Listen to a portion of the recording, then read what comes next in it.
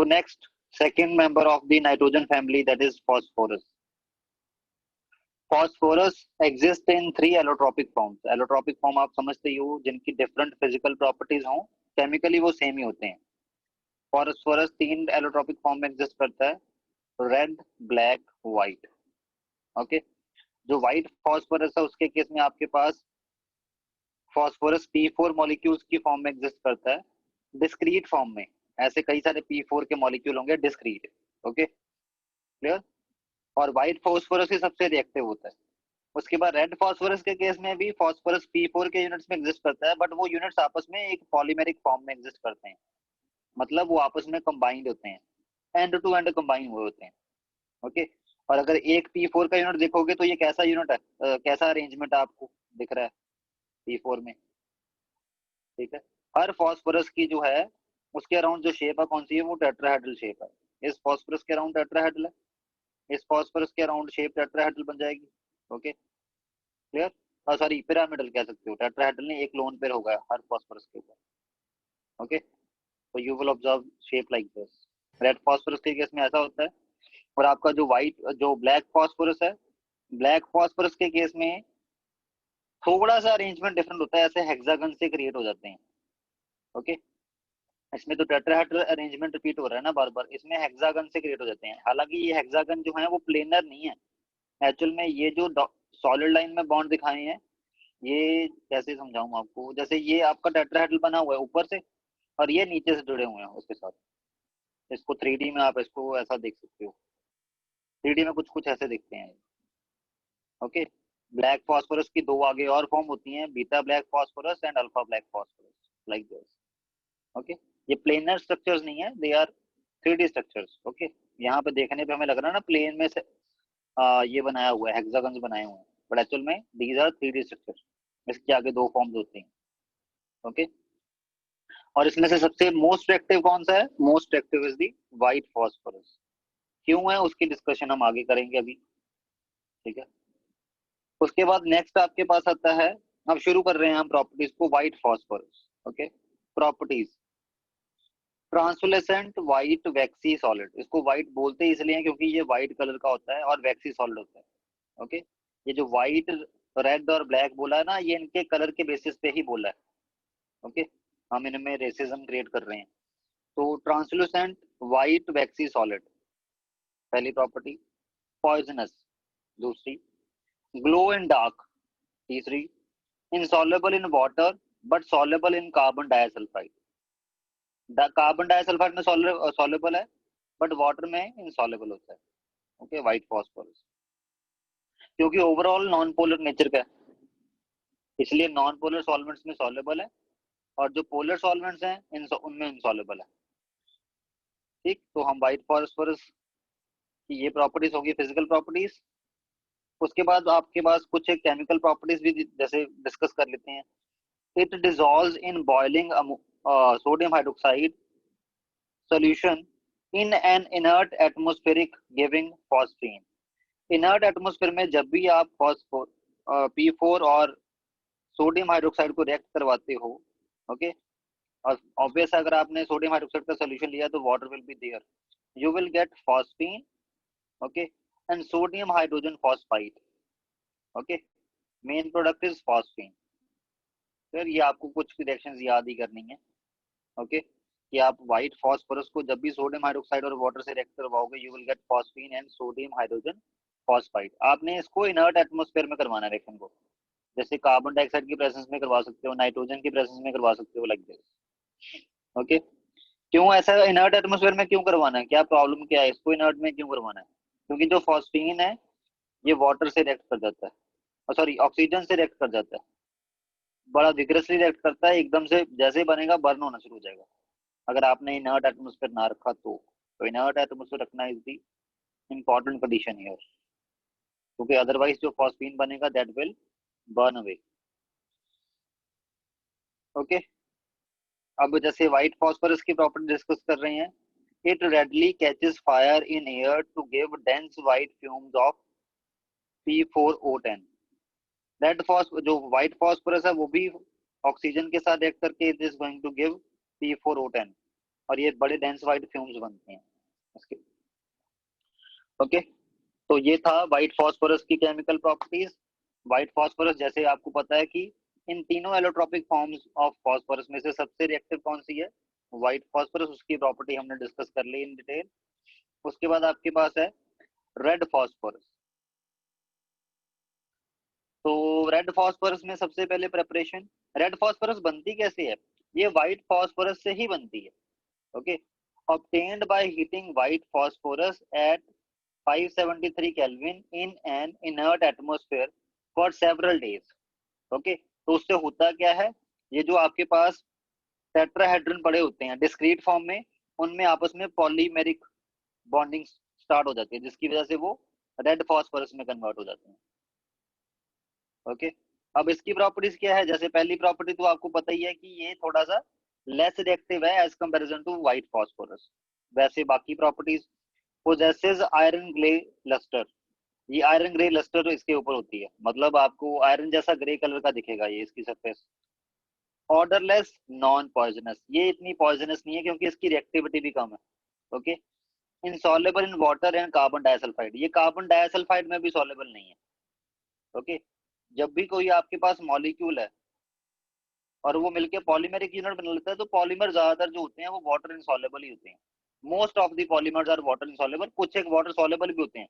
Okay, तो इसलिए जब इसका पॉलीमेरिक यूनिट बना दिया आपने, व्हाइट फास्फोरस के पॉलीमेरिक यूनिट बना दिए और उसको रेड फास्फोरस में कन्वर्ट कर दिया, तो पहले तो वो कार्बन डाइसल्फाइड में सॉल्युबल होता था व्हाइट फास्फोरस, क्योंकि तब उसके डिस्क्रीट फॉर्म में मॉलिक्यूल एग्जिस्ट करते थे। बट पॉलीमेरिक फॉर्म में जाने के बाद वो कार्बन डाइसल्फाइड में भी इनसॉल्युबल हो गया। ओके, उसके बाद it doesn't glow in dark, ये डार्क में ग्लो नहीं करता, जैसे व्हाइट फास्फोरस डार्क में ग्लो करता है, हमने पढ़ा है उसकी प्रॉपर्टी में। ये जो रेड फास्फोरस है ये रेड कलर का होता है और ये डार्क में ग्लो नहीं करता। ओके, उसके बाद थर्ड एंड लास्ट है black phosphorus. Okay, black phosphorus कैसे बनता है, ये रेड फास्फोरस से बनता है, जैसे रेड फास्फोरस व्हाइट फास्फोरस से बनता है। ओके, वैसे ब्लैक फास्फोरस जो है वो रेड फास्फोरस से बनता है जब आप उसको हीट करते हो अंडर हाई प्रेशर। ओके, और आपका जो रेड फास्फोरस है, sorry black phosphorus is of two forms, beta black phosphorus.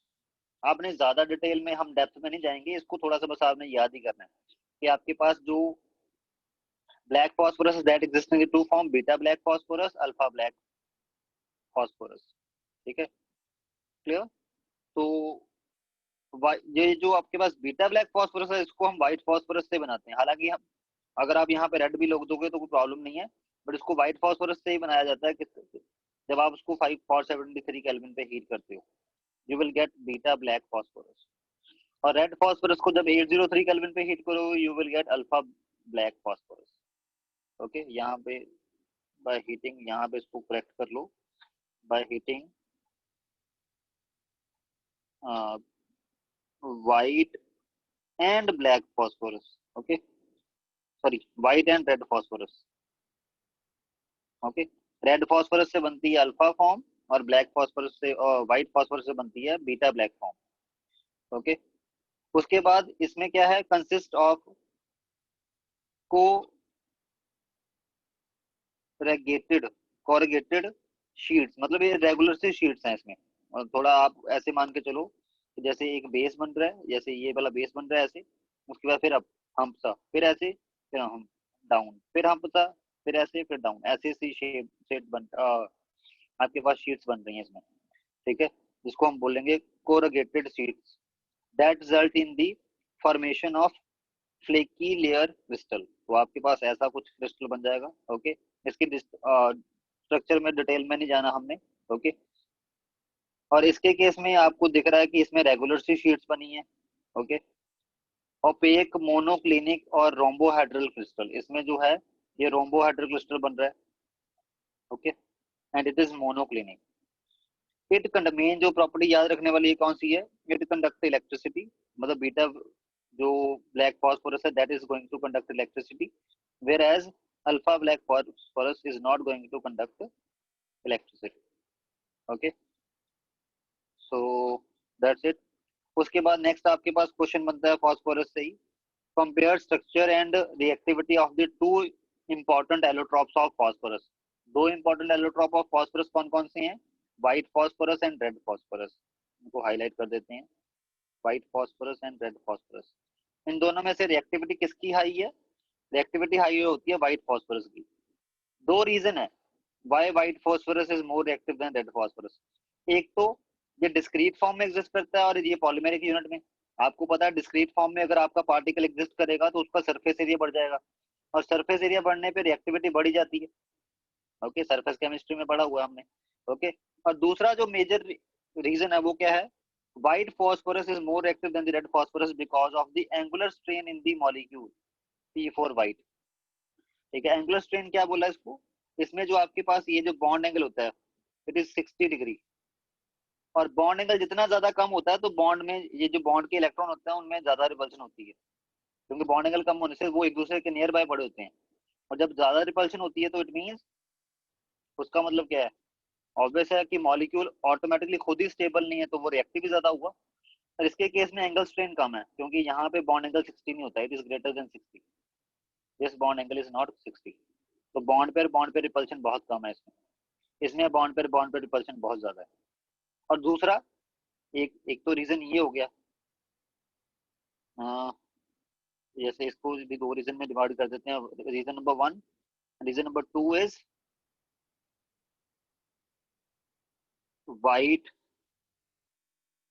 phosphorus exist in discrete P4 form, while in red phosphorus there are polymeric P4 units। दूसरा reason ये है। Okay, इसकी discreteness. चलो, तो ये आपके पास हो गए फॉस्फोरस के 3 एलोट्रोपिक फॉर्म हमने पढ़ लिए डिटेल में। अब हम some important compounds of phosphorus को डिटेल में पढ़ेंगे। ओके, जैसे नाइट्रोजन में हमने कुछ पढ़े ना कंपाउंड नाइट्रोजन के, वैसे ही फॉस्फोरस के कुछ एक इंपॉर्टेंट कंपाउंड्स को पढ़ेंगे हम। Some important compounds of phosphorus में आपके पास सबसे पहला कंपाउंड होता है फॉस्फीन, PH3। ओके, सबसे पहले preparation,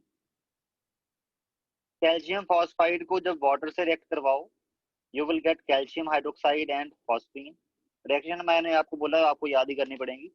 okay, similarly calcium phosphide को अगर आप हाइड्रोक्लोरिक एसिड से रिएक्ट करवाओ you will gate calcium chloride and phosphine. Okay, और आपने ये वाला रिएक्शन तो अभी पढ़ ही लिया, पीछे पढ़ा हमने, व्हाइट फॉस्फोरस व्हेनेवर रिएक्टेड, ये व्हाइट है। ओके, दिस इज व्हाइट, यहाँ पे लिख दो। Okay, white phosphorus is more active, so that's why यहाँ पे आपको व्हाइट मेंशन करना पड़ेगा। अगर आप रेड भी डाल दोगे वो भी कर लेगी ये रिएक्शन, बस थोड़ा बहुत उसमें टेम्परेचर वगैरह देना पड़ सकता है क्योंकि दैट इज लेस रिएक्टिव ना। So white phosphorus react with sodium hydroxide and water is going to give phosphine, and you know that sodium hypophosphate, इसका क्या नाम था, मेरे को नाम भूल गया इसका। It will give sodium hypophosphite। Okay, phosphite, sodium hypophosphite। Okay, तो ये कुछ एक प्रेपरेशन रिएक्शन है। नेक्स्ट आपके पास आ गया प्रॉपर्टीज। प्रॉपर्टीज में आ गया सबसे पहले phosphine, PH3। You know that, हमने ये क्वेश्चन पहले भी पढ़ लिया है कि नाइट्रोजन का hydride ammonia is a liquid but phosphine is a gas, क्योंकि इसमें एक फॉस्फीन का मॉलिक्यूल दूसरे फॉस्फीन के मॉलिक्यूल को वीक वंडरबल फोर्सेस से अट्रैक्ट करता है। तो it is a colourless gas with रॉटन fish smell and highly poisonous. तो जो फॉस्फीन है वो एक कलरलेस गैस होती है जिसकी रॉटन फिश जैसी, जैसे अगर कभी मच्छी मार्केट से गुजरे हो तो वैसी वैसी स्मेल होती है इसकी। ओके, तो रॉटन fish smell and highly poisonous. उसके बाद प्रॉपर्टीज में सेकंड प्रॉपर्टी है explodes in contact with the traces of oxidizing agent like nitric acid, chlorine, bromine. मतलब जब भी अगर ये ऑक्सीडाइजिंग एजेंट इन ऑक्सीडाइजिंग एजेंट के कांटेक्ट में आ जाए तो ये एक्सप्लोड कर जाती है। इवन जो आपके पास फॉस्फीन है वो एयर के साथ भी बड़ी क्या कह सकते हो विग्रसली बर्न करती है, क्योंकि एयर में भी जो ऑक्सीजन प्रेजेंट है वो भी तो इसको ऑक्सीडाइज ही कर देगी। ओके, और सिमिलरली अगर ऑक्सीडाइजिंग एजेंट कोई स्ट्रॉन्ग वाला है फिर तो वो बहुत जल्दी कराएगा, जिसकी वजह से क्या होगा, फॉस्फीन एक्सप्लोड ही कर जाती है। मतलब एकदम से बहुत ज्यादा हीट प्रोड्यूस होना तब एक्सप्लोजन होती है। ओके, उसके बाद phosphine is weekly basic in nature, वो हम पहले पढ़ चुके हैं। कि जितने भी ग्रुप 15 के हाइड्राइड्स है they are basic due to presence of lone pair on them on the central atom. Okay, तो इसमें लोन पेयर प्रेजेंट है तो HBr का H पॉजिटिव यानी एब्जॉर्ब कर लेगा और Br नेगेटिव उसके साथ जुड़ जाएगा, तो क्या बन जाएगा PH4Br। ओके, और लास्ट वाटर इनसॉल्युबल, ये भी हम पढ़ चुके हैं प्रॉपर्टी। ये एरो थोड़ा गलत बन गया, इसको थोड़ा सही कर लें अभी इसे, अभी ये लास्ट प्रॉपर्टी है दैट इज वाटर इनसॉल्युबलनेस। वो तो हमने पहले भी पढ़ा हुआ है कि जब इसको वाटर से पास करवाओ तो ये बबल आउट होती है। वेराज अगर आप अमोनिया की बात करो तो अमोनिया जो है वाटर सॉल्युबल होता है, इसलिए वो वाटर में डिसॉल्व हो जाता है। उसके बाद रिएक्शंस देख लें। रिएक्शन में copper sulphate plus phosphine is going to give copper phosphide. ये उल्टा हो गया, जैसे ये हमने किया था ना, सॉरी ये वो कॉपर था, ये वो कैल्शियम था, ये कॉपर है। Copper sulphate is reacting with phosphine to give copper phosphide and sulphuric acid. ये कुछ एक रिएक्शन है, ये आपको याद ही करनी है। mercuric 2 chloride is going to give with the react with the phosphine to give mercuric phosphide and hydrochloric acid। ये वाला जो मेन रिएक्शन है जो मैं आपको दिखाना चाहता था इसमें कि फॉस्फीन जो है वो ऑक्सीजन के साथ रिएक्ट करना, मतलब ये क्या हुआ, कंबशन रिएक्शन होगी ना ऑक्सीजन के प्रेजेंस में। Okay, and it is going to produce P4O10 plus 6H2। Okay, और उल्टा ये जो P4O10 बनता है ये भी जो वाटर बनेगा उसी के साथ रिएक्ट करके क्या करेगा, it is going to produce HPO3 plus 4H2O। Okay, phosphine ignite spontaneously on contact with air. जैसे ही फॉस्फीन कॉन्टेक्ट विद एयर में आती है तो वो इग्नाइट हो जाती है, मतलब जल पड़ती है। Okay, clear. अब यूजेस, आगे यूजेस आपके पास, यूजेस में कौन कौन सा यूज है। यूजेस में सबसे पहला, the spontaneous combustion of phosphine is technically used in the haulm signal. Haulm signal क्या होता है, ये जो सी में सिग्नल देने के काम आता है ये। ओके, जैसे मान लो आपने एक इग्निशन से प्रोड्यूस करनी है।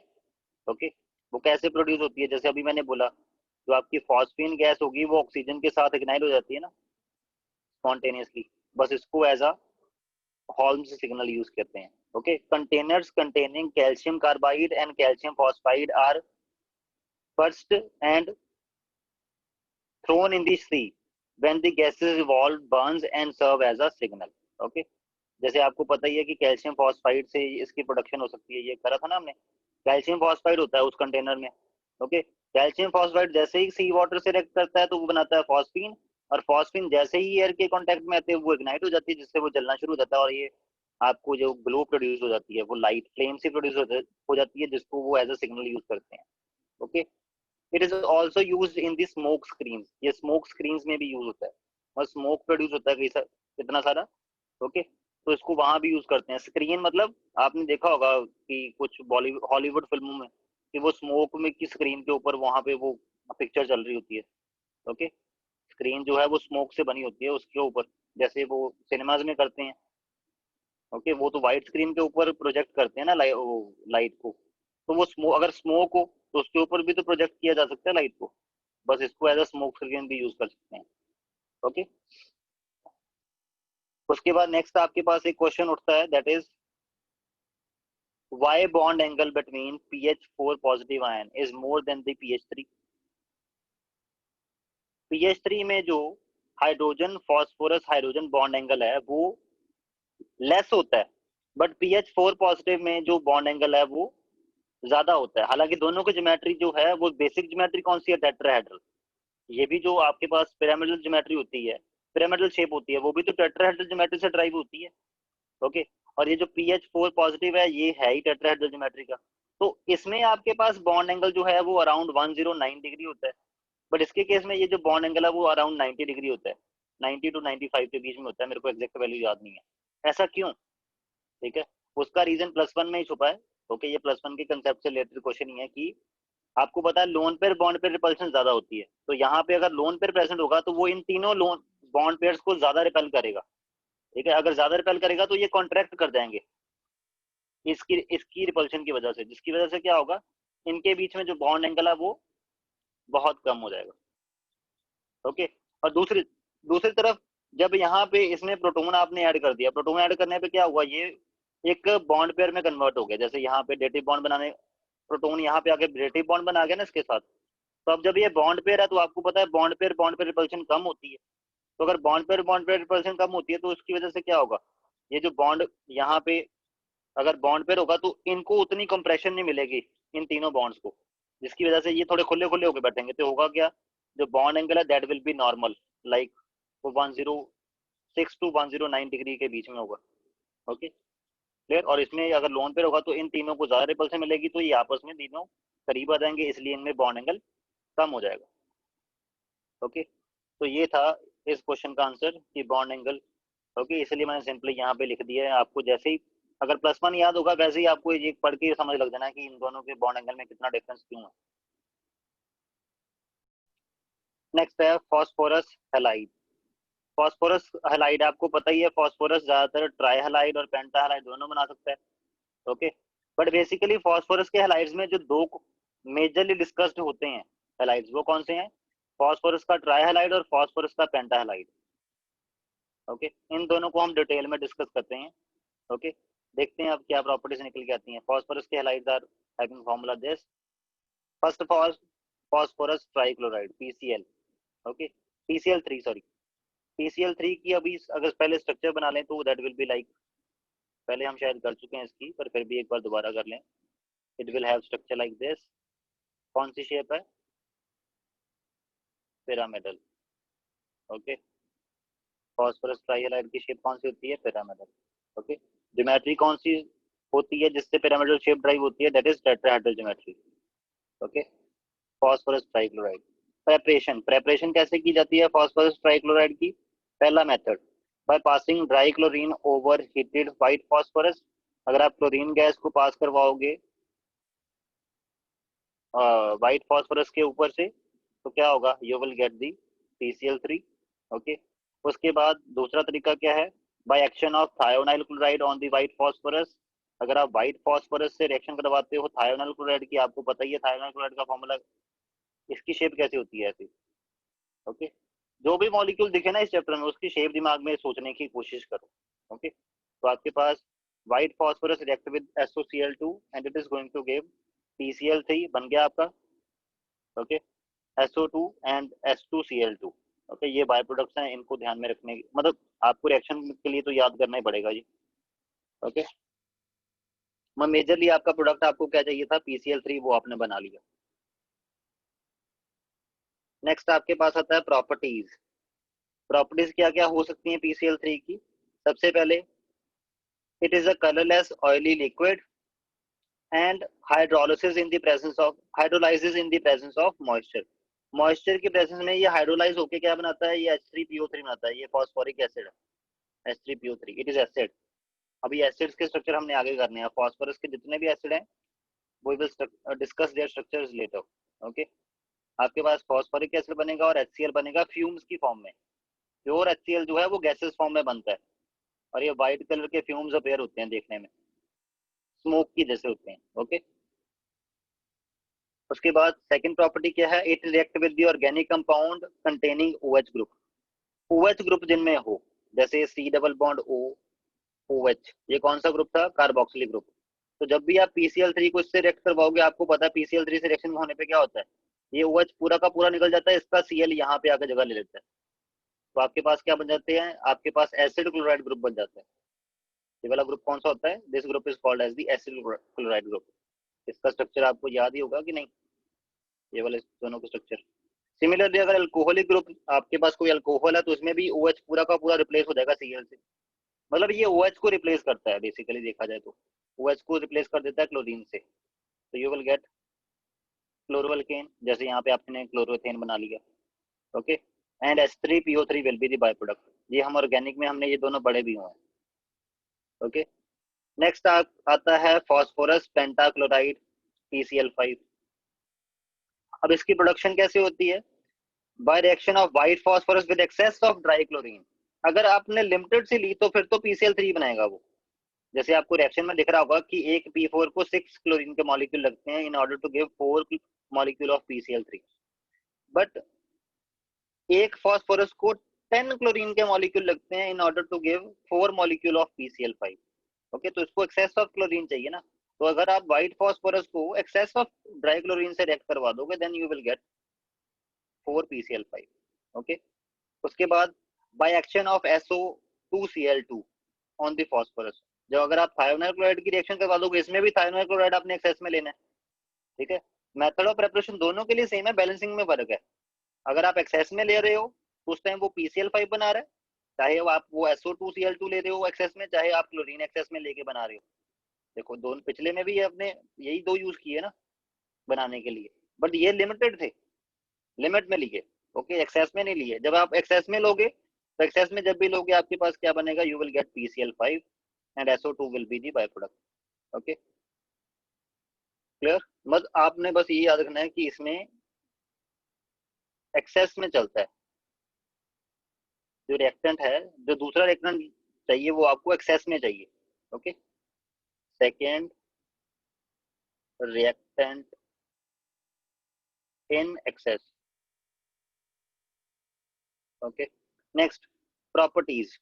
प्रॉपर्टीज में सबसे पहले आता है it is yellowish white powder and it hydrolyzes to give POCl3 and finally gets converted to the phosphoric acid. Okay, अगर आप PCl5 की हाइड्रोलिसिस करवाओ तो पहले POCl3 बनता है प्लस HCl बनता है। ओके, POCl3 की स्ट्रक्चर भी कई बार पूछी जाती है एग्जाम में, तो उसकी स्ट्रक्चर ऐसी होती है, this is the structure of POCl3, tetrahedral structure है ये। Okay,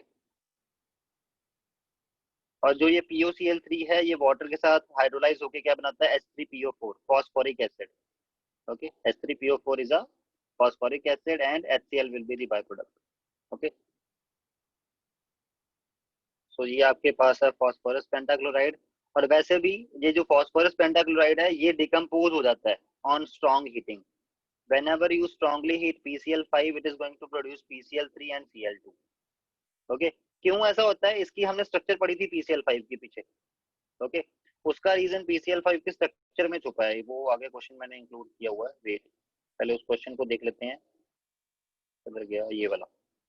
okay, you know that कि PCl5 के केस में ये जो दो एक्सियल बॉन्ड होते हैं ये ज्यादा थोड़े लेंथी होते हैं। ओके, मतलब वीक होते हैं, लेंथी बॉन्ड होने का मतलब वीक होते हैं। तो जब भी आप इसको स्ट्रांगली हीट करते हो तो यहाँ से ये दोनों बॉन्ड निकल जाते हैं, तो क्या बच जाएगा, PCl3। ओके, तो इसलिए बोलते हैं जब आप PCl5 को स्ट्रांगली हीट करते हो then it is going to get decomposed and it will give PCl3 and Cl2। अगर आप वीक हीटिंग करते हो माइनर सी तो सब्लिमेट भी कर जाता है, क्योंकि ये आपके पास ये सीधा गैसेस फॉर्म में जाता है without coming into liquid state. और अगर स्ट्रॉन्ग हीटिंग करोगे तो मेल्ट होने की बजाय ये डिकम्पोज हो जाएगा। ओके, उसके बाद जब ये सॉलिड फॉर्म में एग्जिस्ट करता है तब ये, हालांकि ये कौन सा कंपाउंड है, ये कोवलेंट कंपाउंड है ना, इसका स्ट्रक्चर ऐसे ही है, अभी हमने देखा इसका स्ट्रक्चर। ओके, ओवरऑल ये रेगुलर ज्योमेट्री है, और जब भी कोई मॉलिक्यूल रेगुलर ज्योमेट्री में होता है उसकी ओवरऑल जो डायपोल मूवमेंट है वो कितनी होती है, 0, मतलब वो नॉन पोलर होता है, तो ये भी नॉन पोलर है। Okay, clear. बट एक्चुअल में ये जो PCl5 है जब ये सॉलिड फॉर्म में एग्जिस्ट करता है तो ये आयनिक स्टेट में एग्जिस्ट करता है। ओके, ऐसे बोल लो कि आपके पास दो PCl5 कंबाइन करके क्या करते हैं, PCl4 पॉजिटिव और PCl6 नेगेटिव, ये दो कटायन, ये वाला कटायन और ये वाला आयन बना लेते हैं, दो PCl5 मिलके। ओके, मतलब ये सॉलिड में ऐसे एग्जिस्ट करता है, ये इसका नेचर है। ओके, दो PCl5 जो हैं they form, one will form cation, वो अपना क्लोराइड छोड़ देता है, और जो एक्सेस वाला क्लोराइड है वो दूसरे को दे देता है, and second will form PCl6 negative. Okay, उसके बाद ये अनायनिक फॉर्म, एनायन और कटायन बनके आपस में एक दूसरे को अट्रैक्ट कर देते हैं, होते हैं in solid form. Okay, clear. तो इसलिए ये सॉलिड फॉर्म में आयनिक फॉर्म, आयनिक सॉलिड की तरह एग्जिस्ट करते हैं, which is made up of these two ions, this cation और this anion। ओके, और ये जो कटायन होता है PCl4 positive, it is tetrahedral, इसका जो शेप है वो कैसी होती है, टेट्राहेड्रल।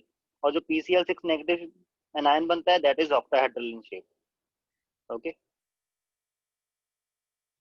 क्लियर। तो ये आपके पास हमने फॉस्फोरस के हाइलाइट्स पढ़ लिए जिनमें हमने वही पढ़ने थे PCl3 और PCl5। ओके, उनको डिटेल में पढ़ लिया। लास्ट फॉस्फोरस के कंपाउंड जो हमने पढ़ने हैं वो है ऑक्सो एसिड्स ऑफ फॉस्फोरस। इसमें हमने कोई पर्टिकुलर एसिड मेंशन क्यों नहीं किया, क्योंकि फॉस्फोरस के कई तरह के एसिड्स बनते हैं ऑक्सीजन के साथ। ओके, जिनमें आपके पास कौन कौन से एसिड आते हैं, ये वाले आपको एक बार टेबल दिखा दूं, ये वाले hypophosphorous acid, orthophosphorous acid, pyrophosphorous acid, hypophosphoric acid, orthophosphoric acid, pyrophosphoric acid and metaphosphoric acid. Okay, these are the different type of phosphoric acid which the phosphorus will form. और इनमें जो phosphorus की oxidation state है वो भी आपको ऐसे mention करी हुई है। अगर आपको इनके स्ट्रक्चर बनाने आगे तो फिर तो मैंने आपको स्ट्रक्चर से ऑक्सीडेशन स्टेट निकालनी बताई हुई है कैसे निकालते हैं, तो वो तो आप पता लगा ही लोगे कैसे बनेगा। ओके, तो स्ट्रक्चर इनकी मेन है, दिमाग में रखना। ओके, चलो अब स्ट्रक्चर पे बढ़ते हैं। पहले स्ट्रक्चर बनाते टाइम जितने भी ऑक्सो फॉस्फोरस एसिड आपने के स्ट्रक्चर बनाने हैं तो आपने बस ये एक दिमाग में बांध रखनी है कि phosphorus will form 5 covalent bond. सभी में फॉस्फोरस जो है वो 5 कोवलेंट बॉन्ड बना रहा होगा, बस इतना याद रखना, दैट्स इट। ओके, चलो अब इसके बारे में बढ़ते हैं। In all these acids, phosphorus atom is tetrahedrally coordinated to the at least oxygen atom with double bond and at least one oxygen hydrogen group। ठीक है, इन्होंने और डिटेल में बता दिया कि जैसे मैंने बोला ना phosphorus will form 5 covalent bond, her acid में ऐसे ही होगा। ओके, इन्होंने और थोड़ा डिटेल में जाके बताया कि जो फॉस्फोरस है वो पक्का हर एसिड में एक ऑक्सीजन के साथ तो थ्रू डबल बॉन्ड जुड़ा ही होगा, दो तो इसके बन गए, और एक साइड से पक्का OH से जुड़ा होगा। बाकी इसके 2 बॉन्ड कैसे बने हैं वो भी डिपेंड करता है कि कौन सा एसिड। ओके, बट इतना याद रखो कि आपको स्ट्रक्चर में फॉस्फोरस डबल बॉन्ड ऑक्सीजन और phosphorus single bond OH group देखने को मिलेगा ही मिलेगा। Okay, at least one. और बाकी बाकी डिपेंड करता है आपका एसिड कौन सा है उसको पर्टिकुलर एग्जांपल के ऊपर। Okay, H bounded to O is ionisable. देखो जो भी आपका फॉस्फोरस वाला एसिड आएगा ऑक्सो एसिड, उसमें जो हाइड्रोजन ऑक्सीजन से बाउंड होगा वही आयोनाइजेबल है, वही H पॉजिटिव आयन की फॉर्म में निकल सकता है, अदरवाइज नहीं। ओके, जैसे फॉर एग्जांपल H3PO4। H3PO4 का स्ट्रक्चर ये होता है, क्योंकि ये स्ट्रक्चर बनाओगे तभी सभी के बॉन्ड कंप्लीट हो रहे हैं। फॉस्फोरस ने तो 5 बनाने हैं, ऑक्सीजन ने 2 ही बनाने हैं और हाइड्रोजन ने 1 ही बनाना है, तो इसलिए यही सबसे मोस्ट सूटेड स्ट्रक्चर है जो बन सकता है। तो इसमें आप देख रहे हो कि आपके पास वही वाली कंडीशन, ये वाली जो स्टार्टिंग में बोली वो कंडीशन तो हर बार ओबे होनी ही है। फॉस्फोरस डबल बॉन्ड ऑक्सीजन एक होना ही होना है और फॉस्फोरस सिंगल बॉन्ड OH एक होना ही होना है, बाकी दो डिपेंड करता है। और इसमें क्या था, इसमें आपके पास 2 ऑक्सीजन तो आपने फिल कर दिए और 1 हाइड्रोजन फिल कर दिया, बचा कितना? अभी इस फॉर्मूले में से 2 हाइड्रोजन और 2 ऑक्सीजन और बच रहे हैं जिनको अभी अरेंज करना है। तो वो कैसे कर दिया आपने, इसके साथ भी OH लगा दिया और ये वाला बॉन्ड भी OH के साथ बन गया। ठीक है, तो this is the structure of phosphoric acid. Clear? और ये जो फॉस्फोरिक एसिड होता है इसकी बेसिसिटी कितनी होती है? 3। बेसिसिटी का मतलब क्या होता है? ये कितने H पॉजिटिव आयन रिलीज कर सकता है, कितने कर सकता है? 1 2 3। कैसे पता लगा? मैंने बोला ना hydrogen bounded to the oxygen is ionisable. वही हाइड्रोजन आयोनाइजेबल है जो ऑक्सीजन के साथ बाउंडेड है डायरेक्टली। जो फॉस्फोरस के साथ डायरेक्टली बाउंड होगा वो हाइड्रोजन आयोनाइजेबल नहीं होगा। और इसका रीजन क्या है? ऑक्सीजन के साथ जो हाइड्रोजन बाउंडेड होता है तो ऑक्सीजन बहुत ज्यादा इलेक्ट्रोनेगेटिव एटम है, तो ऑक्सीजन के ऊपर नेगेटिव चार्ज आ जाएगा क्योंकि ये बहुत ज्यादा इलेक्ट्रोनेगेटिव है। तो ये इसके जो कोवलेंट बॉन्ड बनेगा उसके दोनों इलेक्ट्रॉन यहाँ से निकाल के इसको H पॉजिटिव आयन की फॉर्म में बाहर गेट आउट कर देगा। इसलिए ऐसा होता है कि जो हाइड्रोजन ऑक्सीजन के साथ बाउंडेड है वही आयनाइजेबल होता है, जैसे H3PO4। उसके बाद नेक्स्ट है H3PO3। अब H3PO3 का स्ट्रक्चर कैसे बनेगा? देखो, फॉस्फोरस डबल बॉन्ड ऑक्सीजन और फॉस्फोरस OH पक्का है, देखो ये हमने पहले बात करी है। ओके, ये नेसेसरी कंडीशन है, सभी फॉस्फोरिक एसिड में आपको ऐसे देखने को मिलेगा। ओके, अब बचा क्या है? अब H3PO3 का अगर स्ट्रक्चर देखें तो आपने एक हाइड्रोजन अभी भर दिया हुआ है, 2 बचे हुए हैं। ओके, सिमिलरली 2 ऑक्सीजन भरे हुए हैं, अभी 1 ऑक्सीजन बचा हुआ है। ओके, इट मींस अब इसमें क्या बचा कि एक साइड OH लगेगा, एक साइड H लगेगा, लाइक दिस। तो this is the structure of phosphorous acid H3PO3। Okay, और इसमें कितने आयोनाइजेबल H है? 1 2। ये वाला आयोनाइजेबल नहीं है, जो फॉस्फोरस के साथ डायरेक्टली लिंक्ड है वो आयोनाइजेबल नहीं है, जो ऑक्सीजन के साथ हाइड्रोजन लिंक्ड है दैट इज आयोनाइजेबल। तो इसकी बेसिसिटी कितनी होगी इस वाले एसिड की? 2। बेसिसिटी का मतलब होता है कितने H पॉजिटिव आयन पर मॉलिक्यूल रिलीज कर सकता है। Next, hypophosphorous acid. Hypophosphorous acid का फॉर्मूला H3PO2। Okay, H3PO2। अब इसमें देखते हैं इसका स्ट्रक्चर।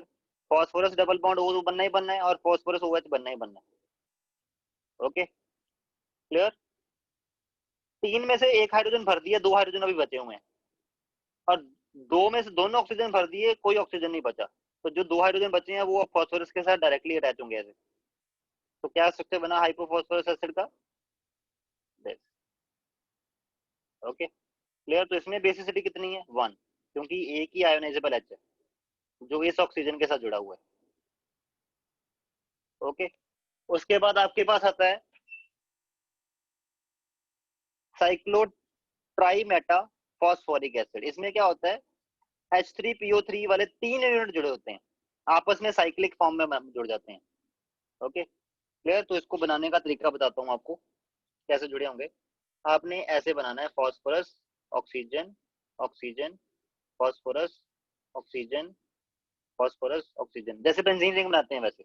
Okay, clear. तो HPO3 ऐसे 3 यूनिट बनने हैं। ओके, जैसे मैंने बोला हर फॉस्फोरस के ऊपर डबल बॉन्ड ऑक्सीजन तो होना ही होना है।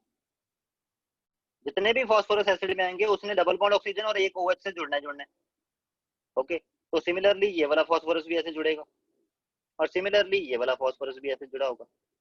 ओके, अब आप इसको गिन के देखना कितने बन गए आपके पास। ठीक है, अगर इसको मल्टीप्लाई कर दें तो क्या बन रहा है, H3P3 और O9 बनने चाहिए थे। तो काउंट करके देख लो, H3 ही है, P3 है और O9 है। ओके, तो ऐसे बनाना है साइक्लो ट्राइमेटा फॉस्फोरिक एसिड का स्ट्रक्चर। और इसकी आपके पास बेसिसिटी कितनी है, 1 2 3, 3। ओके, तो this is called as cyclotrimetaphosphoric acid. दोबारा बता देता हूँ कैसे बनाना है। बेंजीन रिंग कैसे बनाते हैं, बेंजीन रिंग ऐसी होती है ना। ओके, तो आपने oxygen phosphorus oxygen phosphorus alternatively oxygen phosphorus, ऐसे फिर बेंजीन रिंग सेट कर देनी है। इसको थोड़ा सा ऐसे बना दो। ओके, बस।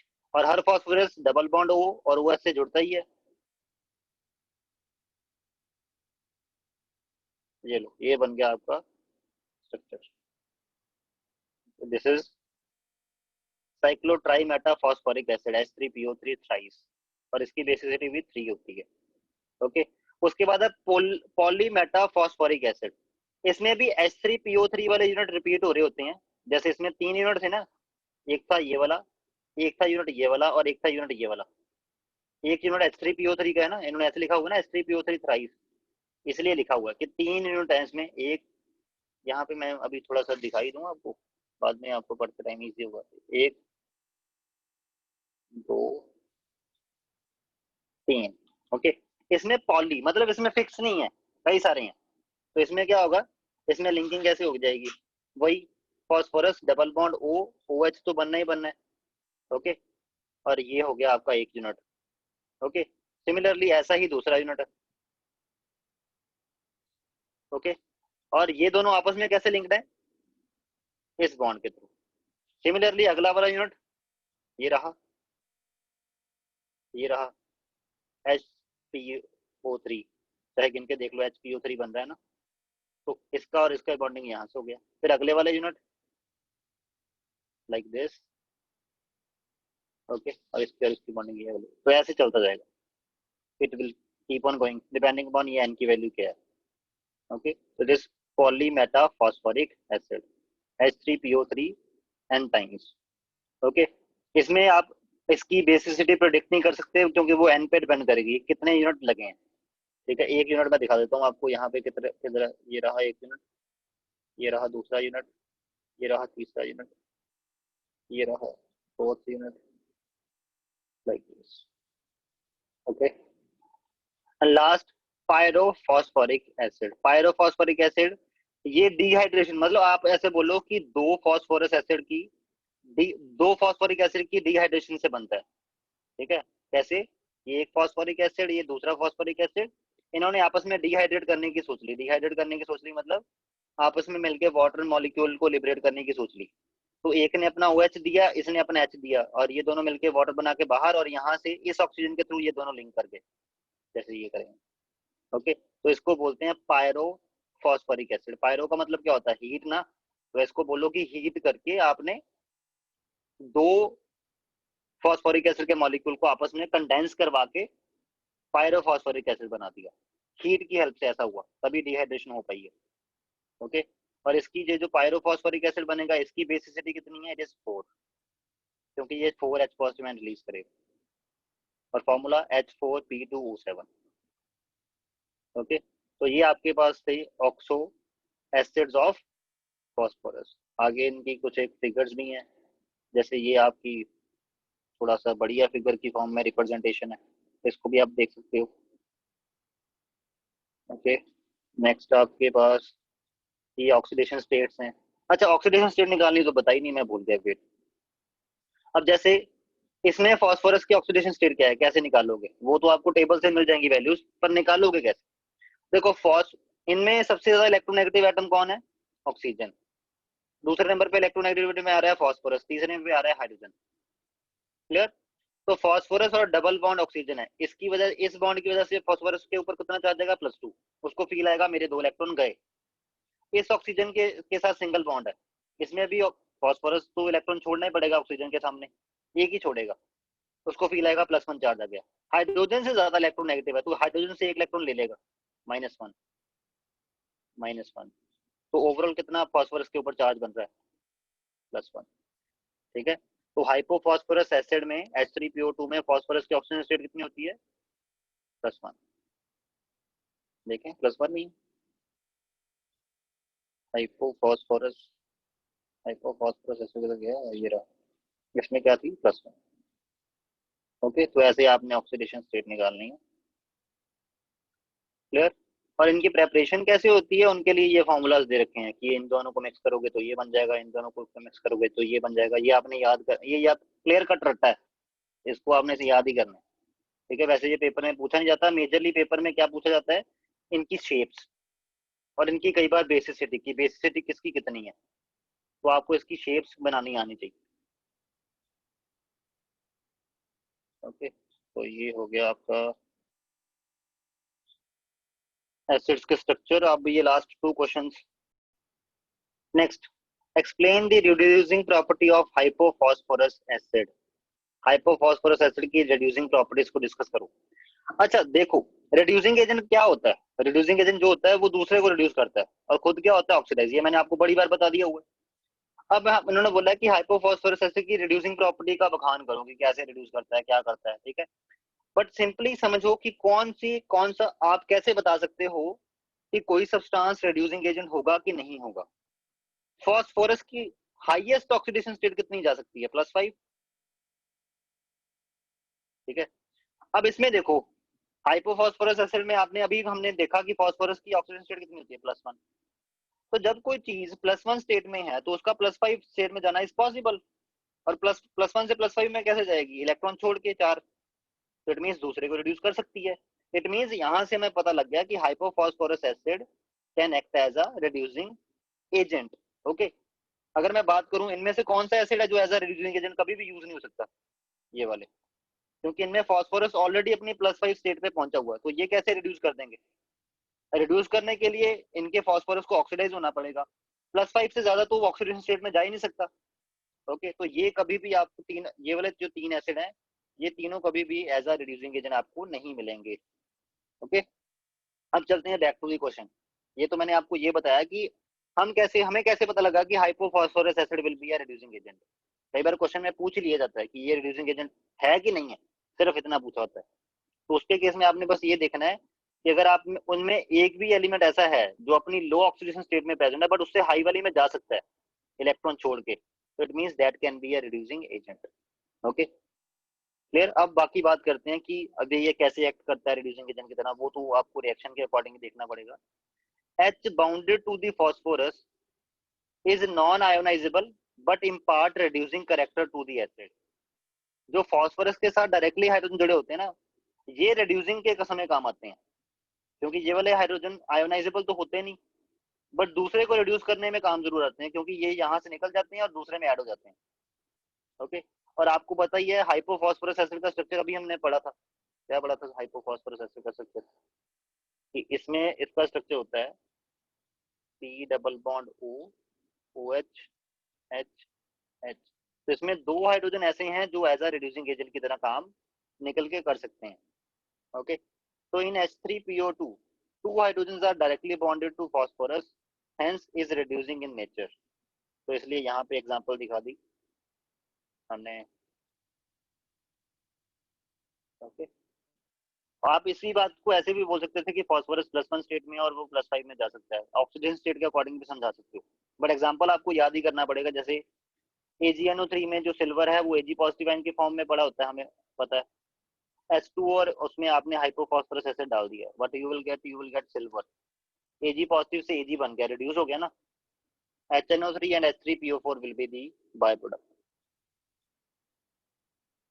Next, what happens when H3PO3 is heated? अगर आप H3PO3 को हीट करते हो तो क्या होता है?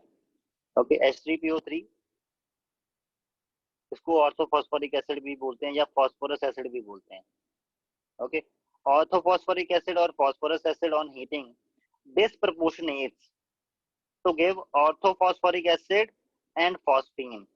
ओके, ये भी हम पहले पढ़ चुके हैं रूल की, कौन सा सब्सटेंस डिस्प्रपोर्शनेशन रिएक्शन शो करवाता है।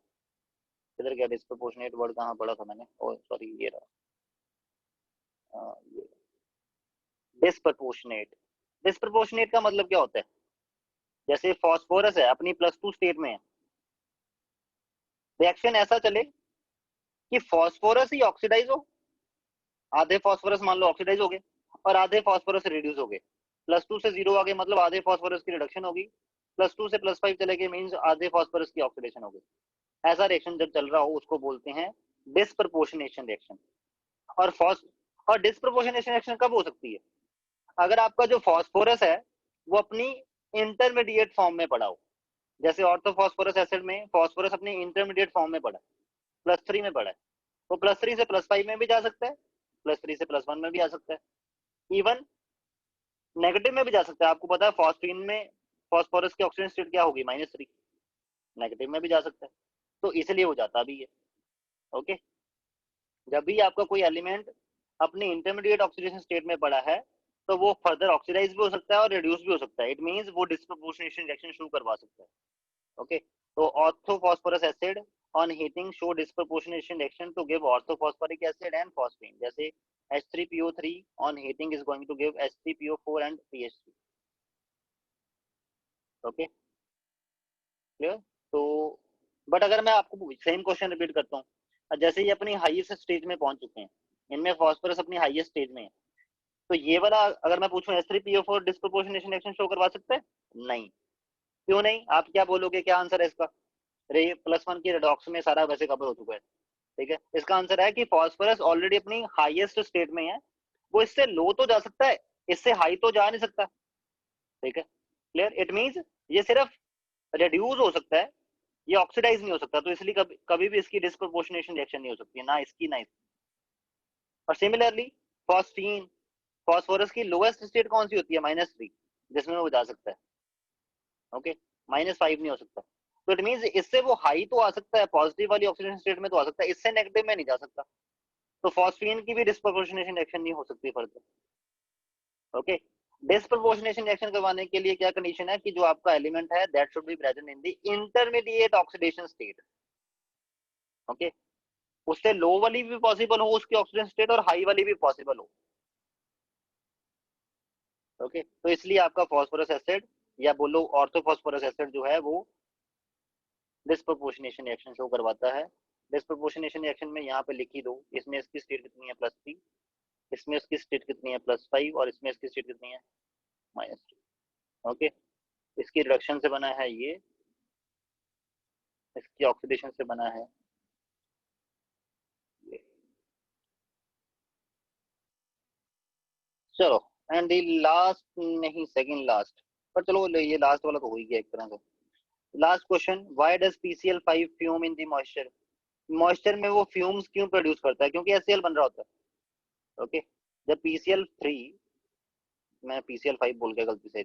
Why PCl3 fumes in the moisture? PCl3 when hydrolyzes, मतलब मॉइस्चर की प्रेजेंस में वाटर ऐड होगा ना उसमें, it is going to produce H3PO3 and is going to give HCl. And HCl जो मैंने आपको बोला प्योर फॉर्म में गैसेस स्टेट में होता है और व्हाइट डेंस फ्यूम के कलर में होता है, जैसे स्मोक होती है। Okay, moisture giving fumes of HCl। Okay, ये गैसेस स्टेट में बनते हैं और ये डेंस व्हाइट होते हैं। That's it.